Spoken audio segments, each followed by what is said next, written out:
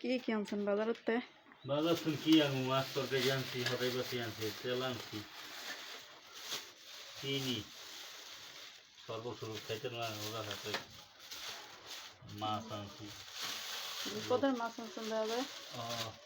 পোয়া মাছ 350 টাকা কেজি। এই কুচা বাড়ি করে নানামানামি রাখছি 2 দিন করে। আনাম রাখমু। হ্যাঁ, আর ইলিশ মাছ আজকে কি মাছ রান্না? ওরা যেটা রাখবো। তরকারি আনছেন কি কি? সিমলা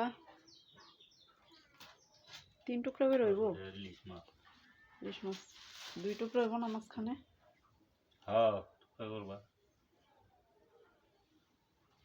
আইব দাবার দম জানি। এটা ডাঙ্গর। ডিম আছে মাছটির মধ্যে? ডিম থাকলে মাছ স্বাদ লাগে না। ইলিশ মাছ রান্না মনে আজকে না? তো অনেকেই আপনি ঘাস আনতে যাবেন, আমি মাছ কুইটা সেই করতাম।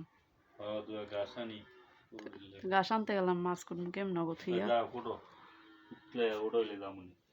আজ স্বপ্নে আমি ইলিশ মাছ দেখছি, সত্যি কথা। স্বপ্নে দিয়ে এমন বড় বড় ইলিশ মাছ। মাছ কুড়ো আছে রান্দা বয় তো আবার টুকরা গছ গেলে পোয়া মাছ গিয়ে আলাম রাখতাম। টুকরা করছি, টুকরা না করলে আবার হয় না। আর যদি একটু বড় সাইজ রেডি করছি, একটা আনাম রাখছি। রান্দা আজ গান্না বলে আম্মা আইব হ্যাঁ, তো ইলিশ মাছই রান্দা। পলিথিন পামুক এখন তো কিছুই তো পলিথিন লাগবে। কয়টা পলিথিন এটা খাইলে হইব।